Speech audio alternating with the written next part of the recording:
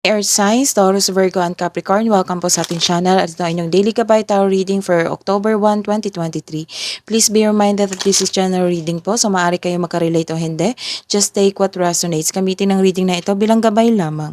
Balik po kayo dito bukas para sa ating tarot reading. Please like, subscribe, and click bell button for notification para updated po kayo sa daily tarot reading natin. Para po sa gusto magpa-reading, maaari nyo pong makuha ang link. Nasa description box po ito.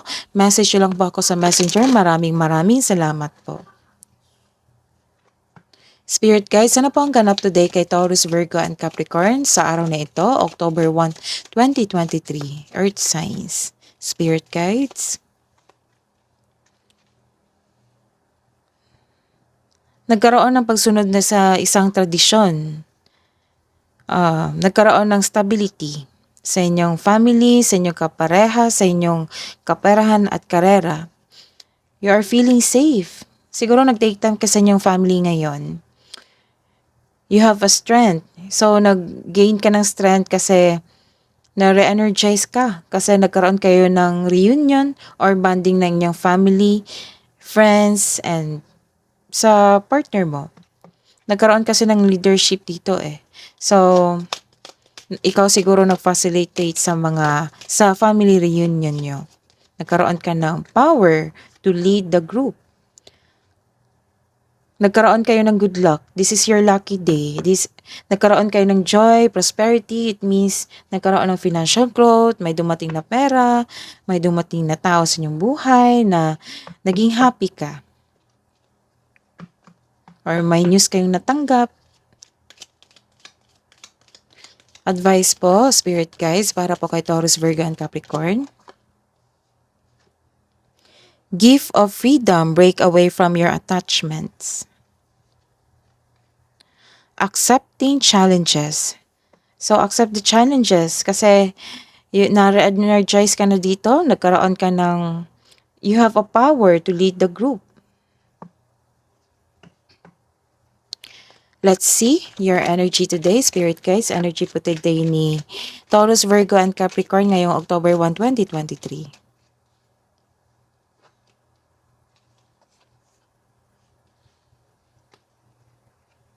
This is a reverse card. Nagkaroon ng refusal to change dito. You're in a bad mood. Bakit kaya?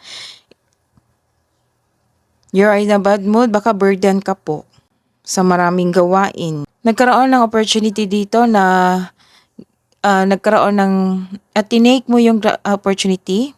Tinake mo yung opportunity na hindi mo agad pinag-isipan. Hindi ka nagkaroon ng time na para pag-isipan to. Nag-grab ka agad. So don't worry, you have a power to lead. You have a power to finish your work. So this is reverse card. Nagkaroon kayo ng releasing of emotion. Kaya pala. So, this is the moment na nagkaroon kayo ng releasing of emotion. Kaya na-re-energize kayo dito na nagkaroon kayo ng power. Nagkaroon na you are letting go of grudges. Kaya nag-usap kayo ng inyong family, inyong kasamahan nyo, na nagkaalitan kayo before. Or may sama ka ng loob sa kanila. May nakikita rin ako dito na may gustong bumalik sa past mo. May nakikita rin ako dito na gustong kunin ang anong dapat sa'yo. Kaya mag-ingat sa taong ito. May taong ayaw mag-give up. Kaya gusto niyang bumalik sa past. May taong ayaw mag-give up. Kaya gusto niyang bumalik sa iyo, mag-reconnect sa iyo. So this card tells you to release old grudges in order to move on. May pangyayaring forgiveness. Even if you do not speak directly to the person, you can set yourself free by forgiving someone in your own mind and heart para ito sa peace of mind mo. Kaya advice to accept and forgive yourself. Let's see your career and money, Taurus, Virgo, and Capricorn ngayong October 1, 2023.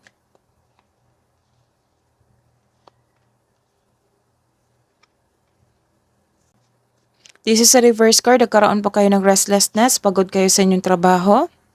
After this event, kasi you are taking the opportunity, ginawa mo ng action. So, nagkaroon ng restlessness. Wala kang pahinga. Ayaw mo ring magpahinga. Nagkaroon kayo ng anxiety, hindi ka kampante ngayon, nagtatago instead of facing the reality. Hinahayaan mo yung tao na masaktan ka, saktan ka. This is hope, healing after this emotion. Nagkaroon ng hope and healing sa buhay, karera at kaperahan. Nagkaroon din ng opportunities, yes. This is the second card na nagkaroon talaga kayo ng opportunities na dumating sa inyo. Kaya nagkaroon ng hope, healing, and nagkaroon na kasi ng unexpected help. Maybe this is from your family.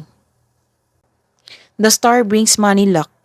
This card may also indicate that you are healing from money or job loss. Kaya may broken talaga dito.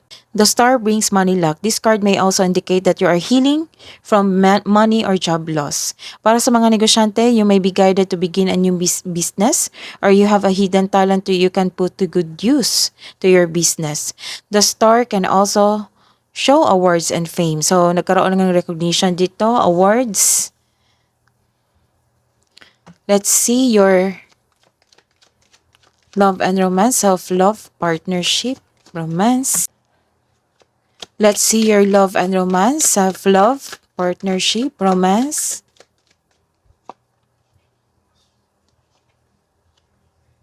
This is reverse card, nagkaroon ng delayed sa abundance po. Pero parating po ito sa inyo, sa buhay nyo, sa buhay pag-iibigan. May dumating na opportunity na hindi mo napansin, hindi mo ito nakita dahil you're trying too hard or nasa wrong direction ka. The universe asking you to loosen grip and relax, mag-reconnect ka at mag-ask ka ng divine assistance. Nagkaroon talaga ng delay dito and loss of money. Pero may nakikita ko dito na makabawi po kayo eh. This is a lack of money. So this is good news. Kung hindi pa ito nangyari na itong loss of money, this is good news na may lack of money dito. May dumating na tulong na kaperahan nyo. So, kung nangyari na itong lack of money na may dumating na tulong na pera, opo, so ingatan po, baka mawala po ito. Dobleng ingat. This is success. Yes. This is success. Nagkaroon talaga ng maraming opportunity kayo ngayon. Claim nyo na, earth signs. 4 na cards na po, dumaan. Marami kayong opportunity ngayon, earth signs. So, claim nyo na. So, this is another opportunity po. Spend time with people who inspires and motivate you. Kaya nag-spend time ka sa inyong bahay, sa inyong pamilya, sa kasamahan mo sa bahay. May sinasabi rin dito na makatagpo ka ng papareha. May sinasabi rin dito na makatagpo ka ng kapareha through friends connection. Para sa mga may relasyon, this card tells you na mas mag-grow yung relasyon nyo. May plano kayo mag-travel o mag-decorate kayo sa inyong bahay. Let's see your hidden truth. Anong iniisip mo? Anong iniisip niya? Para po sa mga single, I knew exactly what I was doing. Sa mga may relasyon, I know that I crossed the line with you. Love advice po, self-love advice para po sa mga single. Set your intentions with heart and soul. Love advice po para sa mga may relasyon. Ngayong October 1. Embrace. Embrace what destiny has in store for you. Kabuang advice po ngayong October 1, 2023, Taurus, Virgo, and Capricorn, Spirit Guides. The energy is gaining momentum. Love advice po para sa mga angels message po. Para po kay Earth signs, Taurus, Virgo, and Capricorn ngayong October 1. Message from Archangel Sandalphon. Be very gentle with yourself at this time. Surround yourself with gentle people. So you're taking time with your family. May card din dito na 1, 2, 3. So you're taking time of your family para mabalik mo yung sigla mo sa inyong sarili.